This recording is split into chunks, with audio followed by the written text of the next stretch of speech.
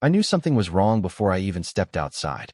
You ever have one of those mornings where the world feels just a little off, like your brain notices something before your eyes do? That was me standing in my kitchen in a pair of old gray sweatpants, coffee going cold in my hand, staring out the back window while rainwater sliced across my field in a direction it had never gone before. And I mean never. I'd lived on that property outside Millbrook, Tennessee for almost 16 years, long enough to know exactly where the water settled after a storm, long enough to know which parts of the hill stayed muddy and which stayed firm, long enough to notice when nature suddenly started acting like it forgot its own routine. But that morning, the runoff didn't stop at the ridge behind my house. It kept moving, fast too, brown and angry, carving this fresh little channel through the grass like somebody had opened a gate somewhere uphill. I remember setting my coffee down and just staring at it for a second thinking, what the hell is that? And honestly, if it hadn't rained the night before, I probably wouldn't have discovered any of it until weeks later. That's the crazy part. These people almost got away with it because they figured nobody pays attention to dirt. But I do. See, my property wasn't fancy. No giant ranch house. No horse barn. None of that Yellowstone nonsense people move to Tennessee pretending they're cowboys for. It was just quiet. That's what I loved about it. My little cedar house sat tucked beneath this long natural hill that curved behind the land like a protective wall. The hill blocked road noise from the subdivision above, blocked headlights at night, blocked nosy neighbors too. Back there, you could sit on the porch and hear frogs instead of traffic. That hill gave me something people with money spend millions trying to buy: peace. And maybe that sounds dramatic, but if you've ever had a place that truly felt like yours, you know exactly what I mean. I bought that property after my divorce when my whole life kind of collapsed in on itself. Back then, I was sleeping on my cousin's couch, eating gas station sandwiches, trying to figure out how I'd gone from married homeowner to 42 years old and rebuilding from scratch. That land saved me in a weird way. I planted trees there, buried my old lab, Murphy, near the ridge, learned how to be alone without feeling lonely. So when I walked uphill that morning and saw fresh machine tracks cutting through the mud, something inside me dropped hard. The slope behind my house had been shaved down almost 8 feet in some places. Not eroded, cut. Clean excavation work. Raw clay exposed beneath the grass like somebody had peeled skin off the earth. Huge piles of pushed dirt sat off to the side drying in the sun, and the second I saw those piles, I knew this wasn't an accident. Somebody had intentionally changed the shape of my land. I climbed farther up, and that's when I saw the new houses. 3 massive modern homes sitting above the ridge with black window frames, glass deck rails, outdoor fireplaces, the kind of places people move into and immediately start talking about the natural beauty while bulldozing half of it. One guy stood out on his deck wearing a golf pullover sipping coffee like he was in a commercial, and then he looked down, directly into my backyard. We made eye contact for maybe 2 seconds before he awkwardly turned away. That's when it hit me. They lowered the hill for the view. I just stood there breathing hard, mud stuck to my boots, feeling this weird mix of anger and embarrassment because suddenly my private little world didn't feel private anymore. It felt exposed, like somebody had ripped the walls off my home while I was sleeping.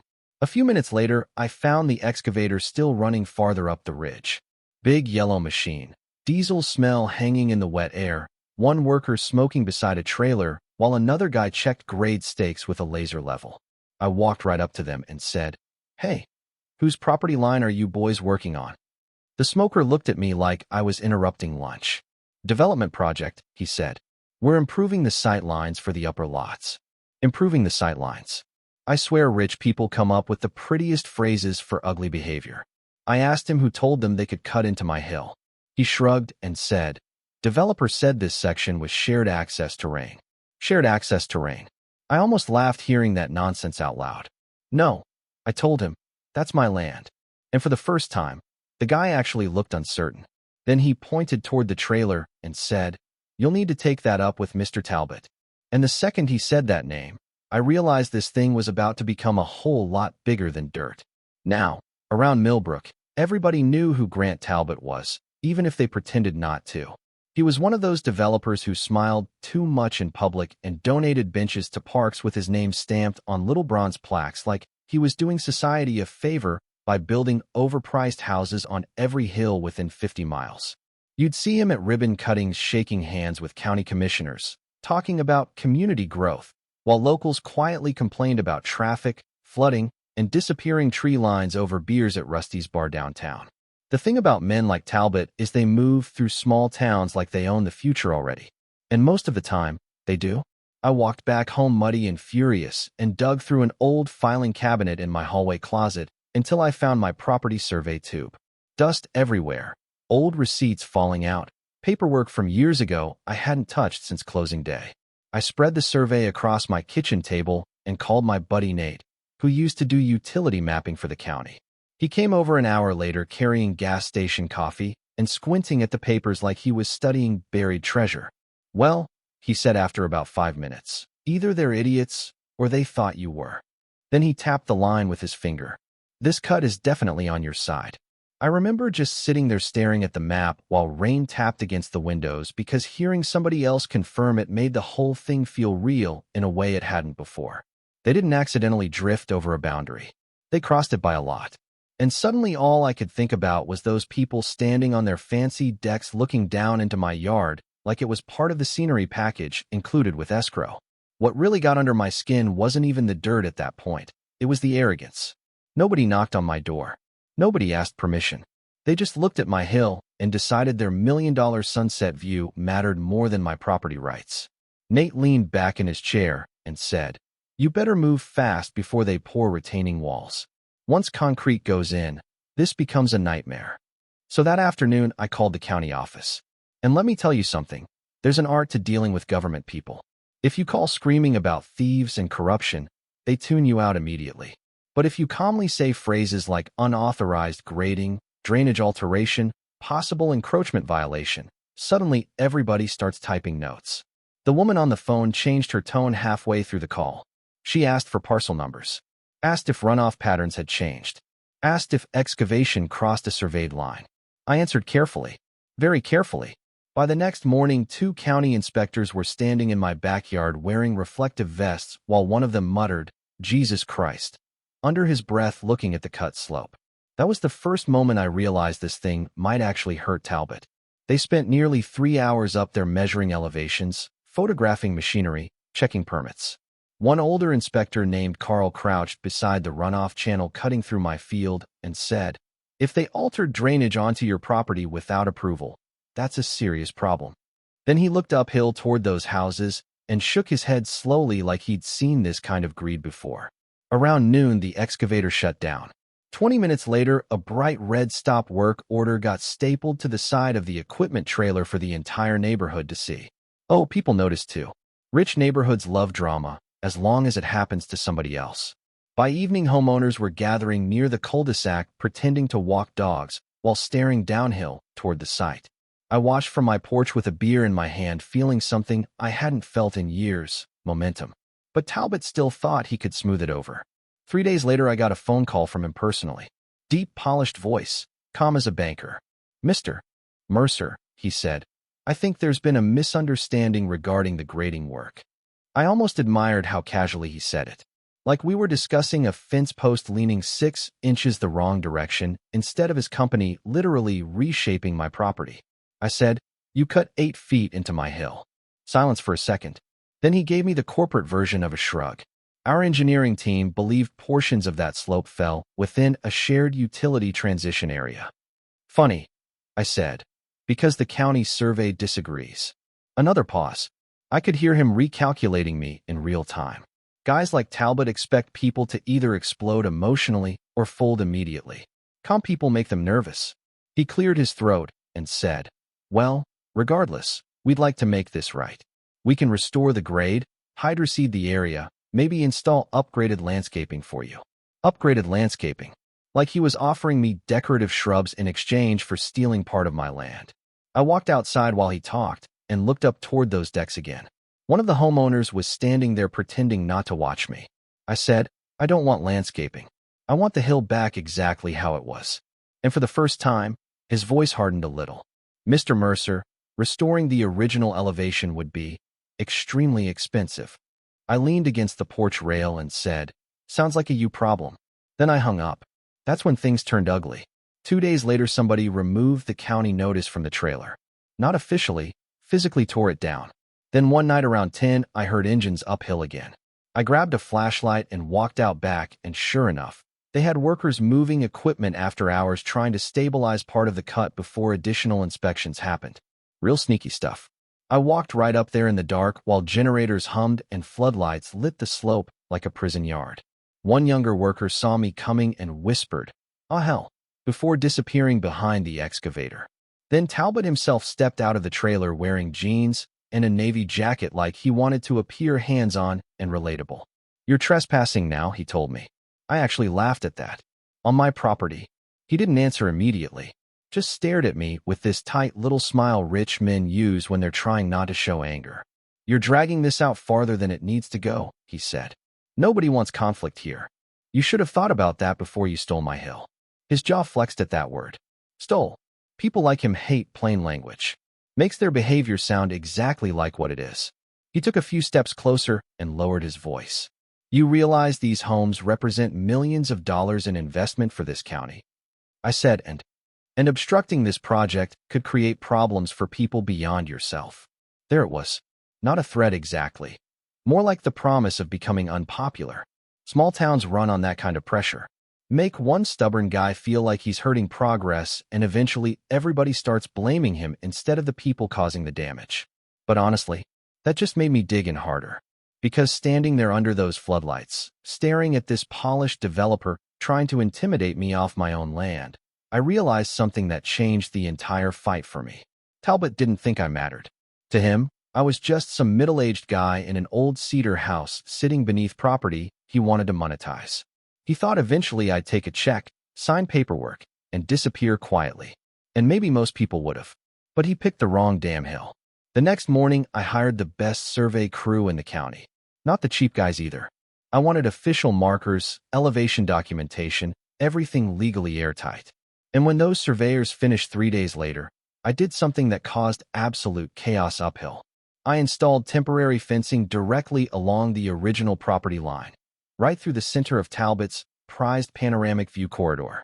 I mean dead center. Bright orange construction mesh, steel stakes, reflective tape flapping in the wind like a giant middle finger visible from every luxury deck on the ridge. And buddy, the reaction was immediate. You want to know the funniest part? The fencing itself probably cost me less than $400, but the second it went up, people uphill started reacting like I'd build a prison wall through paradise. I woke up the next morning to 3 separate voicemails from strangers I'd never met telling me I was hurting property values and creating hostility in the community. One woman actually said, "We moved here for the natural views." Natural views. Meanwhile, the entire reason those views existed was because their developer had literally carved away my land with heavy machinery. That's the thing about people once money gets involved. They stop asking how something happened as long as they like the outcome. By that weekend, the subdivision Facebook page had apparently turned into a full-blown war zone. My niece Emily called laughing so hard she could barely breathe and said, "Uncle Ryan, they're calling you the hillbilly barricade guy." I said, "Honestly, that's kind of catchy." But underneath the jokes, pressure was building fast. Realtors started complaining that potential buyers were backing out after seeing county violation notices and bright orange fencing cutting through the showcase view lots. One couple from Nashville apparently canceled a purchase entirely after learning there was an active property dispute tied to drainage violations. That one really hurt Talbot because word spread quick after that. Around Tuesday afternoon, I looked outside and saw 2 black SUVs pull into my driveway. Talbot got out of the first one wearing sunglasses and carrying one of those fake, relaxed smiles people practice before difficult meetings. This time he didn't come alone either. He brought a lawyer. That told me everything. We sat on my porch while cicadas screamed in the trees, and for a minute nobody talked. Then Talbot finally took off his glasses and said, "Ryan, this situation has escalated farther than anybody anticipated." I remember laughing at that because it was such a bloodless way to describe stealing part of somebody's property. "Your excavator literally cut into my hill," I told him. "You make it sound like we're debating parking spaces." His lawyer jumped in trying to soften things. "Mr. Mercer, our client would like to discuss a reasonable resolution." Then came the offers. First money. A lot of it too. More cash than I'd ever had sitting in one place in my life.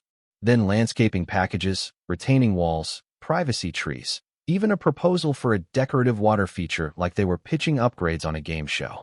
And honestly, for about 10 seconds, I thought about taking it. I did, because life gets expensive when you're not rich. My truck was 12 years old. My roof needed repairs. I still had medical debt hanging around from my ex-wife's surgery years back. That kind of money changes things for regular people. Talbot must have seen me hesitate too, because he leaned forward slightly and said, "This could set you up comfortably for a long time." And maybe that's the moment that bothered me most through this entire thing, the certainty in his voice. He genuinely believed everybody had a price. Maybe most people do. Hell, maybe I do too under different circumstances. But sitting there looking past him toward that mutilated hillside, all I could think about was how peaceful my property used to feel before strangers decided they were entitled to look down into it every morning over coffee. They didn't just move dirt. They changed the feeling of my home. That's hard to explain unless you've lived it. So I told him no. Not angrily either. Calm. "I want the hill restored to its original elevation," I said. "I want the drainage returned exactly how it was before your crews touched it. And I want a permanent no-cut easement filed against future development along my boundary." His lawyer immediately frowned. Talbot just stared at me for several seconds like he honestly couldn't process hearing the word no from somebody he considered smaller than him. Then finally he nodded once. "That'll be expensive." "Yeah," I said. "I imagine it will." After that meeting, things moved fast. Real fast. Turns out county officials become very motivated once wealthy buyers start threatening lawsuits over undisclosed property disputes. Within 2 weeks, Talbot's crews were back on the ridge, except this time they weren't removing dirt, they were hauling it back. Truck after truck rolled in carrying fill soil, while engineers supervised new retaining structures and drainage channels. The same workers who barely looked at me before now nodded politely every morning because suddenly everybody understood the line had been found and crossed. I'll admit, there was a deep kind of satisfaction watching that hill slowly rise again. Every load of dirt felt like gravity correcting itself. One afternoon, Carl, the older county inspector, stopped by while crews were laying erosion matting across the rebuilt slope. He stood beside me quietly for a while, then said, "Most people would have settled." I shrugged and told him maybe that was the problem. He laughed at that. "Town's pretty divided over this, you know." "Yeah," I said. "I noticed." And he wasn't wrong either. Some people thought I'd done the right thing standing up to a developer who assumed he could take whatever he wanted. Others thought I was stubborn and vindictive for ruining expensive views after honest mistakes had already been made. Funny how theft becomes an honest mistake once enough money gets attached to it. By early fall, the hill was fully restored. Fresh grass covered the slope again. Young trees had been replanted near the upper ridge. And from those million-dollar decks above, my property had disappeared completely.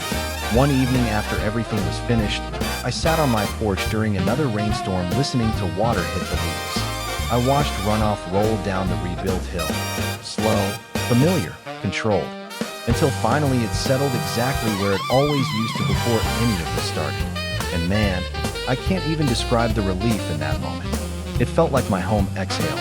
A few days later, I saw one of the uphill homeowners at the grocery store. Same guy I'd locked eyes with that first morning holding the coffee mug on his deck. He recognized me immediately and gave this awkward little half smile before saying, "For what it's worth, I think Talbot handled the whole thing badly." I looked at him for a second and said, "You still bought the house though."